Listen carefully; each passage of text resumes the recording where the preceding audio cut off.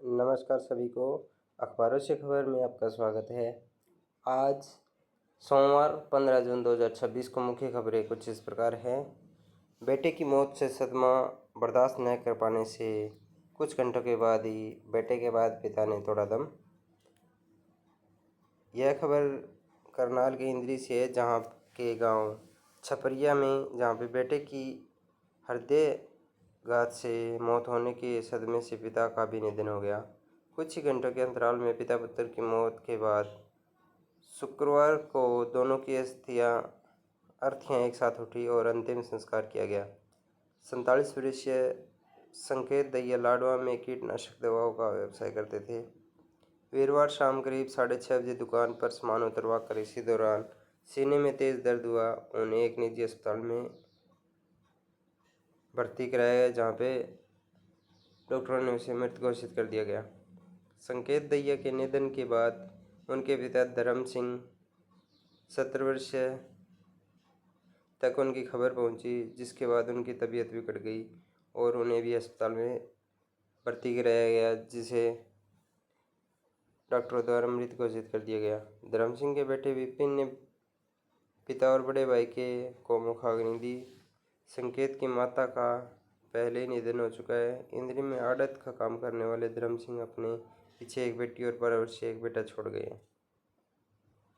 अगली खबर गुरुग्राम के सेक्टर 8-9 से एलान मॉल के सामने जंगलों में से शुक्रवार शाम महिला का अर्धनग्न अवस्था में शव बरामद किया गया। दुष्कर्म के बाद महिला की हत्या किए जाने की आशंका है। उसकी पहचान नहीं हो पाई है। सेक्टर 93 चौकी पुलिस ने शव के पोस्टमार्टम के लिए भेजकर कई एंगल से जांच शुरू कर दी है। चौकी पुलिस ने बताया कि शुक्रवार शाम करीब 6 बजे कुछ लोगों को यहां गुजरने के दौरान बदबू आने पर शव पड़ा होने की जानकारी कंट्रोल रूम में दी थी। इसके बाद डीसीपी वेस्ट करण गोयल, एसीपी थाना प्रभारी, चौकी पुलिस, क्राइम सीन व डॉग स्क्वाड की टीमों ने घटनास्थल का निरीक्षण किया। महिला की उम्र लगभग 40 साल बताई जा रही है। जांच के बाद पता चला कि शव 3 से 4 दिन पुराना और सड़ने की स्थिति में था। फिलहाल शरीर पर कोई बाहरी चोट के निशान नहीं पाए गए हैं। शव के पास ही महिला के कपड़े रखे हुए थे। लोगों ने आशंका जताई है कि किसी ने यहां लाकर पहले महिला से दुष्कर्म किया और फिर उसकी हत्या कर दी गई। अगली खबर फतेहाबाद के, जहां पर जिले भर में सीसीटीवी कैमरों का डाटा तैयार किया जा रहा है। इससे अपराध नियंत्रण और जांच में काफ़ी मदद मिलेगी। दुकानदारों और आम नागरिकों से अपील है कि कैमरों को सही स्थिति में रखें और पर्याप्त रिकॉर्डिंग और बैकअप सुनिश्चित करें, ताकि ज़रूरत पड़ने पर पुलिस को तुरंत फुटेज उपलब्ध हो सके। यह जानकारी फतेहाबाद की एसपी निकिता खट्टर ने दी है। अब सरकार और पुलिस द्वारा चोरों को जल्द से जल्द पकड़ने के लिए आसपास के रोड, चौक, चौराहे, मेन रोड जैसी जगहों पर लगे हुए कैमरों का रिकॉर्ड इकट्ठा किया जा रहा है, ताकि वारदात होते ही जल्द से जल्द चोरों को काबू किया जा सके। अगली खबर फतेहाबाद से, जहां पर सदर पुलिस ने 34.9 ग्राम हेरोइन बरामदगी मामले में मुख्य सप्लायर को गिरफ्तार किया है। पुलिस ने आरोपित के कब्जे से 3,000 रुपये की ड्रग्स मनी भी बरामद किया है। थाना सदर प्रभारी निरीक्षक प्रहलाद ने बताया कि 12 जून को पुलिस टीम गांव दौलतपुर के पास गश्त के और अपराध रोकथाम ड्यूटी पर थी।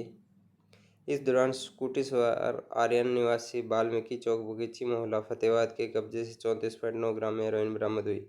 मामले की जांच के दौरान उप निरीक्षक दिलीप ने पाया तकनीकी और मानवीय सूचनाओं के आधार पर कार्रवाई करते हुए हेरोइन सप्लाई करने वाले मुख्य आरोपी विपिन कुमार निवासी डेरेवाला मोहल्ला फतेहाबाद को गिरफ्तार कर लिया। अगली खबर है फतेहाबाद से, जहां से महिला संरक्षण एवं बाल निषेध अधिकारी रेखा अग्रवाल को रविवार को बाल विवाह की सूचना मिलने पर प्रशासनिक टीम ने तुरंत कार्रवाई की सूचना मिली थी कि पुना क्षेत्र के गांव में सिरसा निवासी नाबालिग लड़की की शादी फतेहाबाद सदर थाना के अंतर्गत आने वाले गांव में करवाई जा रही है। बताया गया कि लड़की की शादी उसकी बुआ के घर में की गई। टीम जब मौके पर पहुंची तो पता चला कि शादी सुबह करीब 3 बजे संपन्न कर लड़की को ससुराल भेज दिया गया। इसके बाद अधिकारियों ने लड़की की आयु संबंधी दस्तावेजों की जांच की, जिसमें उसकी उम्र 17 साल 3 महीने सामने आई। महिला संरक्षण एवं बाल विवाह निषेध अधिकारी रेखा अग्रवाल ने बताया कि बाल विवाह करना कानूनन अपराध है। मामले की गंभीरता से लेते हुए लड़की और लड़के पक्ष के अभिभावकों को तलब किया गया। सोमवार को दोनों पक्षों की काउंसलिंग की जाएगी तथा दस्तावेजों को दोबारा जांच होगी। अधिकारियों के अनुसार यदि जांच में लड़की की उम्र नाबालिग पाई जाती है तो संबंधित लोगों के खिलाफ बाल विवाह निषेध अधिनियम के तहत मामला दर्ज करवाया जाएगा। लोगों से अपील है कि बाल विवाह जैसी सामाजिक बुराई से दूर रहे और कानून का पालन करें। अगली खबर सिरसा के डबवाली से, जहां पर नशा तस्करी के खिलाफ चलाए जा रहे विशेष अभियान के तहत गोरीवाड़ा पुलिस ने प्रतिबंधित नशीली गोलियां तस्करी मामले में वांछित रूप से तस्कर आरोपित कृष्णलाल को गिरफ्तार किया है। पुलिस प्रवक्ता ने बताया कि 10 जून को गोरीवाला पुलिस चौकी प्रभारी एएसआई जगपाल सिंह की टीम ने नशीले पदार्थों की तस्करी की रोकथाम के संबंध में गश्त में के दौरान गांव कालवाना से बिना नंबर प्लेट के मोटरसाइकिल पर 2 आरोपित संजय व राहुल को 4 पत्ते प्रतिबंधित नशे में प्रयुक्त होने वाली 300 गोलियों सहित काबू किया है। इस संबंध में आरोपियों के खिलाफ मादक पदार्थ अधिनियम के तहत थाना सदर डबवाली में अभियोग दर्ज किया गया। अगली खबर पंचकुला से, जहां पे हरियाणा के चर्चित 645 करोड़ के बैंक घोटाले में नया मोड़ आया है। हरियाणा राज्य कृषि विपणन बोर्ड के पूर्व कंट्रोलर राजेश सांगवान को पंचकुला कोर्ट ने डिफ़ॉल्ट बेल दे दी। 1 लाख रुपए की निजी मुचलके के साथ सशर्त जमानत दी। इससे जांच एजेंसियों की कार्रवाई पर सवाल उठे। कोर्ट ने माना कि कानून में तय समय में आरोपित के खिलाफ अंतिम रिपोर्ट दाखिल नहीं की गई, इसलिए उन्हें जमानत का वैधानिक अधिकार लाभ मिला। मामला उस कथित बैंक साजिश से जुड़ा है जिसमें सरकारी धन को निजी खातों में ट्रांसफर किए जाने का आरोप है। अगली खबर चरखी दादरी से, जहां पे राजसीवास गांव में 2.25 साल पहले हुई एक हत्या पुलिस के लिए लंबे समय तक पहेली बनी रही। युवक लापता हुआ 17 दिन बाद उसकी खोपड़ी और अस्थियां मिली। डीएनए जांच से पुलिस पहचान भी हो गई, लेकिन हत्यारे पुलिस की पकड़ से दूर रहे।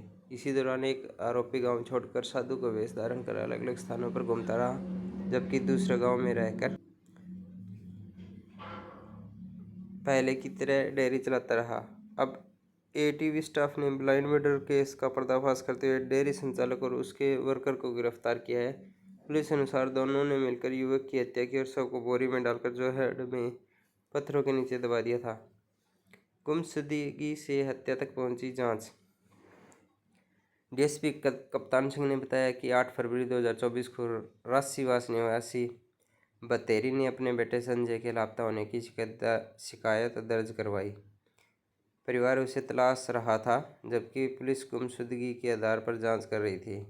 25 फरवरी को गांगुलीदास मंदिर के पास मानव खोपड़ी और अन्य अस्थियां मिलने से मामला बुरी तरह बदल गया। कपड़े और अन्य साक्ष्य के आधार पर संदेह संजय पर गया। इसके बाद डीएनए जांच की पुष्टि से इसकी पुष्टि कर दी। पहले परिवार पर गया शक। मृतक की मां ने शुरुआती शिकायत में परिवार के नज़दीकी लोगों पर संदेह जताया। पुलिस के ने उसी आधार पर जांच आगे बढ़ाई। कई लोगों से पूछताछ हुई और पॉलीग्राफ टेस्ट तक करवाए गए, लेकिन कोई ठोस सुराग नहीं हाथ लगा। मामला लंबे समय तक ब्लाइंड बना रहा और जांच अलग अलग दिशाओं में भटकती रही। जांच के दौरान पुलिस को पता चला कि डेयरी पर काम करने वाला झज्जर जिले के सिलाना गांव निवासी जितेंद्र उर्फ डिल्लू घटना के तुरंत बाद गांव छोड़कर चला गया था। इसी बिंदु ने जांच में नई दिशा दी। मामला था चोरी और गाली गलौज से उपजा विवाद। रिमांड के दौरान आरोपियों ने बताया कि मृतक संजय शराब पीने का आदी था और अक्सर चोरी तथा गाली गलौज करता था। वारदात वाले दिन भी विवाद हुआ था। गुस्से में आकर दोनों ने डंडों और कुल्हाड़ी से हमला कर उसकी हत्या कर दी। बाद में शव को बोरी में डालकर जोड़ में फेंक दिया। पुलिस ने आरोपितों की निशानदेही पर हत्या में प्रयुक्त कुल्हाड़ी, डंडे व स्कूटी बरामद कर ली। अगली खबर छोटे और किराना दुकानदारों के लिए है, जहां पर ई कॉमर्स एवं क्विक कॉमर्स के से मुकाबले में पीछे छूट रहे किराना स्टोर की मदद के लिए सरकार अब डिजी दुकान का नेटवर्क तैयार कर रही है। छोटे व किराना दुकानदारों को ई कॉमर्स पर लाने के लिए सरकार से विकसित open network for digital commerce के प्लेटफॉर्म पर डिजी दुकान को विकसित किया जा रहा है। उद्योग संवर्धन एवं आंतरिक व्यापार विभाग किराना दुकानदारों और एफएमजीसी कंपनियों के लिए एक प्लेटफॉर्म पर लाने का प्रयास कर रहा है। ओएनडीसी पर प्रत्येक शहर के लिए अलग अलग डिजी दुकान प्लेटफॉर्म बनाया जाएगा, जिससे एफएमसीजी कंपनियों और छोटे दुकानदार जुड़े होंगे। कंपनियों से माल खरीद सकेंगे, कंपनियों को भी सीधे फीडबैक मिलेगा। अभी यह पायलट के तौर पर हैदराबाद के किराना व्यापारियों के लिए पहला डिजी दुकान प्लेटफॉर्म विकसित किया गया है। अब जयपुर एनसीआर व मुंबई जैसे स्थानों के लिए डिजी दुकान लाई जा रही है। हैदराबाद की डिजी दुकानों से 10,000 खुदरा व्यापारी और 35 ब्रांड जुड़ चुके हैं। हाल ही में देशव्यापी स्तर पर डिजी दुकान लॉन्च करने के लिए हिंदुस्तान लीवर से लेकर कोका कोला जैसी कंपनियों के साथ डीपीआईआईटी की अधिकारियों की बैठक हुई है।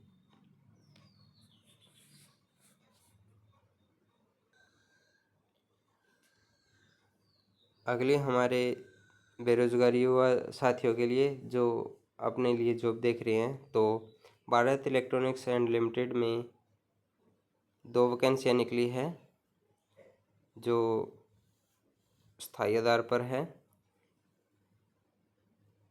पहला पद है वरिष्ठ अभियंता उप प्रबंधक guidance and navigation and control department में ब्लॉक में, जिसकी क्वालिफिकेशन है BE, BTech, ME, MTech, aerospace, robotics, control system engineering.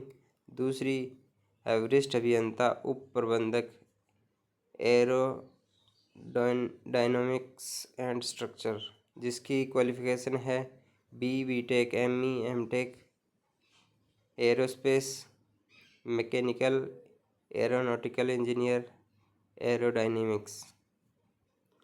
अगली जो वैकेंसी निकली हुई है वह है यूको बैंक में प्रबंधन निदेशक एवं मुख्य कार्यपालक अधिकारी का, जिसकी आप क्वालिफिकेशन, एज और अनुभव की जो रिक्वायरमेंट है वो आप FSIB.org पर देख सकते हैं।